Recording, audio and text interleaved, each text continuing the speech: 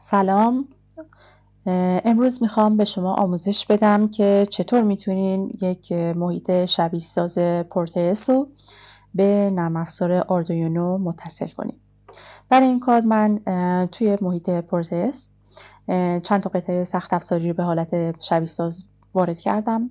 از محیط پی رله رو انتخاب کردم و آردوینو که این آردوینو ما هست و رله و LCD رو انتخاب کردم و همچنین دماسنجم که اسم دماسنجم LM35 هست. ما اینا رو روی محیط قرار دادیم و متصلش کردیم که در کلیپ آموزشی قبلی طریقه وصل کردنش رو به شما آموزش دادیم. و توی محیط نرم افزاری آردوینو ما اومدیم کدهامون رو نوشتیم که این کدها در واقع یک LCD هست شامل یک سنسوری هست و یک ریلی هست و یک در واقع دماسنجی که دمای ما رو میگیره با توجه به ولتاژ حساب میکنه و اگر دمای ما و اینجا یک در واقع روی LCD یک تکست رو برمون چاپ میکنه و اگر دمای ما بیشتر از 34 درجه شد ریلی ما روشن میشه، در غیر این صورت ریلی ما غیر فعال میشه و این روشن در واقع شدن بستگی به درجه دمایی داره که ما تنظیمش میکنیم. خب بعد از اینکه این کدها رو نوشتیم میایم از قسمت فایل سیو اس این فایلمون رو روی دسکتاپ ذخیرهش میکنیم توی فایلی به نام L35 که من اینو قبلا سیوش کردم. بعد از اینکه سیوش کردید قبل از اینکه سیوش کنید حتما یه اجرایی بگیرید و بعد سیوش کنید. بعد از اینکه سیوش کردید میایید توی قسمت اسکچ و اونو به فایل هگزش رو به فایل هگزه تبدیلش میکنید چون محیط شبیه ساز ما فقط فایل های هگزه رو میتونه بشناسه. بنابراین میریم توی قسمت اسکچ اکسپورت کامپایل باینری رو میزنیم و ثبت میکنیم کامپایل ما داون بشه. خب همونطور که میبینین کامپایل ما انجام شد و اگر که من بیام توی فایل LM35 اینجا شما میتونید ببینین که من غیر از این فایلی که ذخیره کردم که مال متعلق به آردوینو هست یه فایل دیگه هم هست به نام با پسوند هگزه.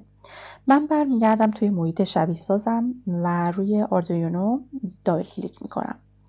از قسمت پروگرام فایل اینجا بروسر رو انتخاب میکنم و فایل LM35 با پسوند هگزه رو انتخابش میکنم و اوپن میکنم و چون من اینو انتخابش کردم دیگه اوکی برای من فعال نیست و اینو اوکی میکنید و برنامه رو اجرا میکنید. خب وقتی برنامه رو اجرا میکنید میبینید که همون تکستی که ما نوشته بودیم روی LCD ظاهر میشه و دمای ما با توجه به ولتاژی که هست برای ما نشون داده میشه.